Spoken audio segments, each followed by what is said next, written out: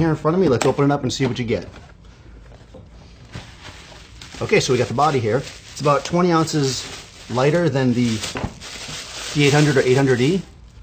They've also redesigned the handle here for bigger hands. It makes it a little more comfortable to hold, a little more balanced. You've got your power cables, power adapter that'll work anywhere in the world. This here's just the adapter for the, you want to plug it right into the wall without the cable. You got your nifty strap that says 810 on it. So these little doodads here, you put them on the side of your camera to protect your cables if you got your HDMI cables and stuff coming out, so you're not ruining your ports. And we have the same EN-EL15 battery that you get with 800 and 800E, but with this camera, you get about 33% more battery life. Okay, so before we head outside, let's take a look at the body here. This is the replacement now to both the 800 and the 800E. So they've removed the anti-aliasing filter completely from this, so you're going to get sharper images with that.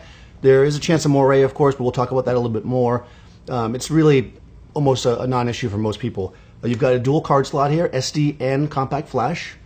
They've moved around the buttons a little bit, so if you have an 800, 800E, just take a look before you start shooting. On it, I have a 50mm 1.8. This is part of a 3-lens kit that's going to be available with the new 1.8 lenses, the 35, 50, and 85. It's a great way to get into primes pretty inexpensively, really nice, sharp glass. Okay, they've also improved the autofocus on this thing. It's got a 51-point autofocus as before, but it's got the XP4 processor, which is going to give you faster autofocus. It's from the D4S. You're also going to have the group autofocus function, so if you're tracking birds and those kind of things, it'll be great for that. If you are an outdoor photographer, wildlife photographer, or landscape, they've got a first curtain electronic shutter, which basically eliminates all camera shake. So if you want the absolute sharpest images on a tripod, you're going to want to use that mode. If you are shooting moving subjects, sports, wildlife, etc., they've upped their game a little bit with the frames per second. You can go 5 now at FX mode. If you switch to DX mode, which is also going to give you that multiplier on your lens, which is great, you can go 6 frames per second. And if you use the D810 grip, which is, by the way, the same one for the D800, you can go up to 7 frames per second in DX mode. Because of the XP4 processor, you can shoot until you fill your card if you're shooting JPEGs as well, so you can really just motor away as long as you need to.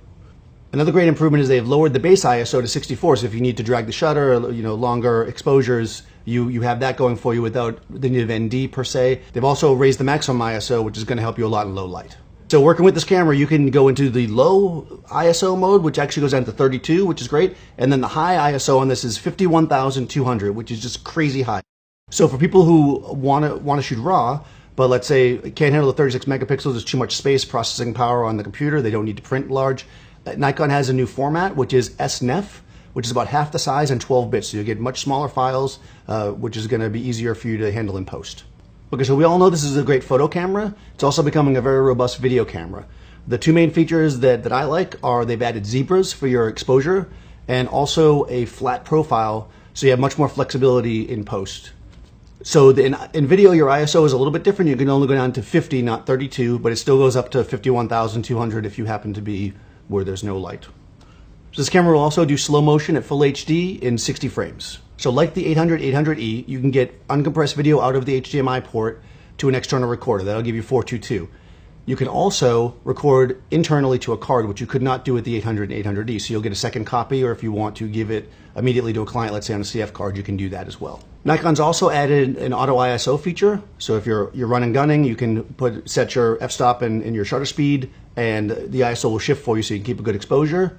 They've added a power aperture, so you can make adjustments while you're shooting video to the aperture. All right, so this is exciting. Let's go see what this camera can do in the field.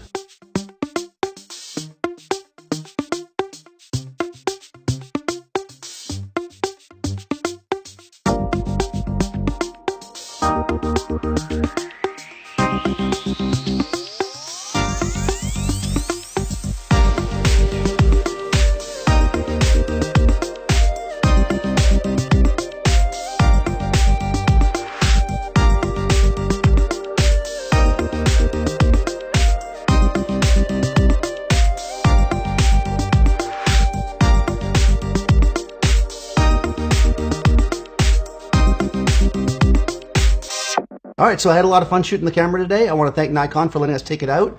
I really love the new ergonomics of this. The 51.8 was really lightweight, really sharp. We got some great stills and footage. But we want to hear from you.